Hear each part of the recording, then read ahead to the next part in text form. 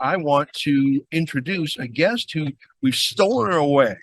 She's a dear friend. She's a freelancer who works for the Counter Signal, for Epoch Times, and for our friends at True North. We're lucky to borrow her for some of her wisdom. I'm talking about our friend Rachel Emmanuel, who's with us. Rachel, great to see you. Yes, thank you. Happy to be here for a couple minutes. I know I have to run off, but well, I appreciate you coming over, and we admire all three of those outlets.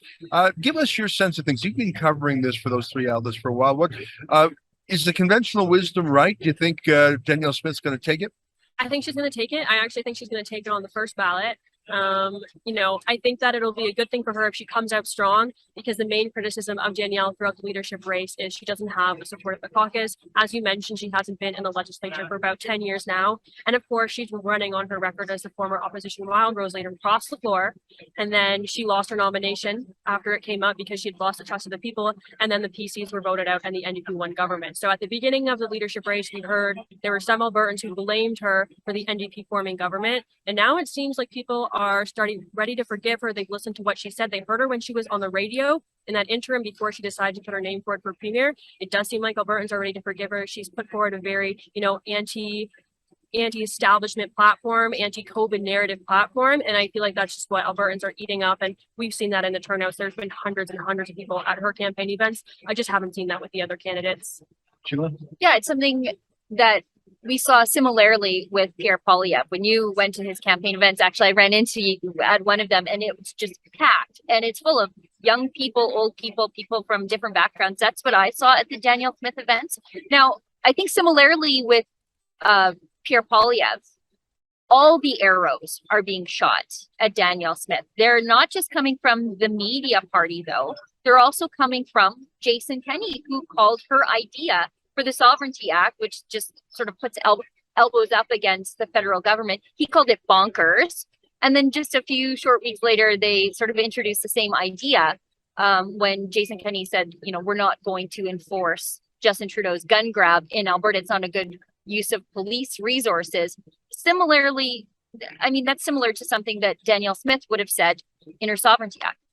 Absolutely. And I just think it's pretty crazy that we've seen Premier Jason Kenney wade into this UCP leadership race as much as he has. Of course, as you mentioned, he commented on the Alberta Sovereignty Act. He called it a laughing stock. I just don't think it's appropriate for a sitting premier, for an acting interim premier. He should just be sit quietly there, Instead, we've seen him out commenting on the race. Even just this week, he's been promising millions of government and investments. He's certainly not sitting back and let things take their natural course as well. You might have seen his third-party advertiser, Shaping Alberta's Future, which on its website says that it was created to promote Alberta Premier Jason Kenney, and the UCP has been advertising against Danielle Smith in the leadership race. So it's been a little bit disappointing. That being said, I don't think it's benefited them. I think it's actually had the opposite effect, where it's pushed people towards Danielle. Yeah, I think that Danielle is the outsider for the Kenney Conservatives. She has not been inside it. She wasn't one of the ones who was the strategists, the authors, the architects of the lockdown.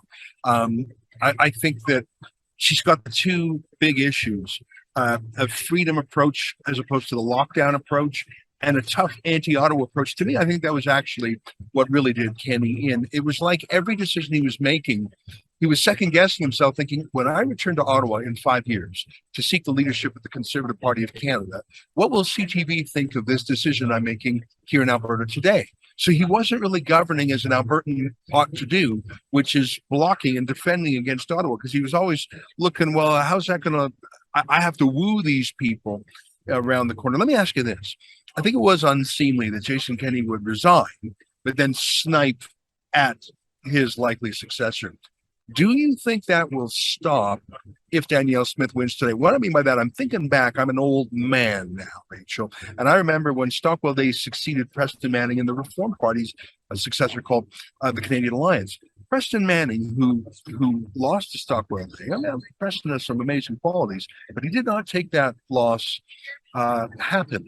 And his most loyalist MPs, Chuck Straw, Malty Solberg, Deborah Gray, Jay Hill, they drip, criticize Stockwell Day, and then quit. 1 week, then the next week, then the next week. So it was a constant narrative of there was disloyalty and a civil war in the ranks.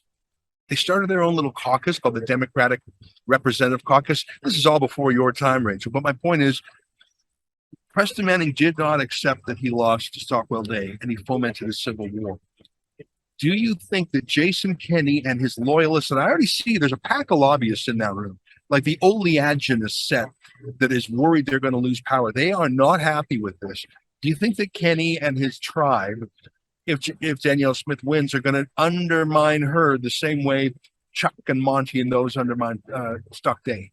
Yeah, I absolutely think the knives will still be out for Danielle if she wins. Even if she wins on the first ballot, I think we're going to see people, as I mentioned, she is attacking the Alberta establishment. The Alberta establishment isn't just Liberals. It's a wide variety of people, lobbyists, as you mentioned. Those people are all going to be looking to protect their pocketbooks, and they're going to be looking to do anything they can to undermine Danielle Smith. And I think it's sad to say, I think there's going to be a number of Conservatives who might be happy to see Danielle Smith lose a general election, because that means she'll probably have to resign. You know, Conservatives turn people pretty quickly when they're not happy with them. We're not very forgiving.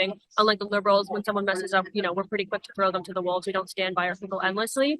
But, you know, that's why I think a first ballot victory could just be that much more important for her, because it shows she really has support of the party members. And you can hope that, you know, maybe the caucus will rally around her so that we're not back here doing this again, just in a matter of months or years. As you mentioned, it seems like we've been doing so many of these. Certainly, we've done so many of these at the federal level. But I expect there are people that will never really accept Danielle Smith's leadership and will be looking to get rid of her from the get-go. I know you've got to run. Last question to you, Sheila, and then we'll set you free, Rachel. Do you think that there's a place for somebody like Travis Taves in a Danielle Smith caucus? Absolutely do. And I think that we're going to see Danielle Smith try to fold in those Kenney guard. I don't think she's going to want to create disunity. I think she's going to try to bring people in from all different areas of the government. She's going to try to build that portfolio. She knows she has a unity issue, and she's going to be addressing that. Just things that I've heard from her campaign in terms of people that they're bringing in. It's not people that you would necessarily expect. And I think we'll see. I wouldn't be surprised to see, you know, Travis Taves get a ministerial role. I wouldn't be super surprised to see that with some of her contenders. So I think she's aware of the challenges that she's up against, and she's going to be working hard to try to unify the caucus. Rachel, Emmanuel, great to chat with you. Thanks for stopping by. I know you've got a busy night ahead working for 3 outlets. I tell you, you're like that actor, the guy spinning plates on different poles. I don't know how you do it. A lot of the time, yeah. Great to have you join us, and good luck in your broadcast tonight.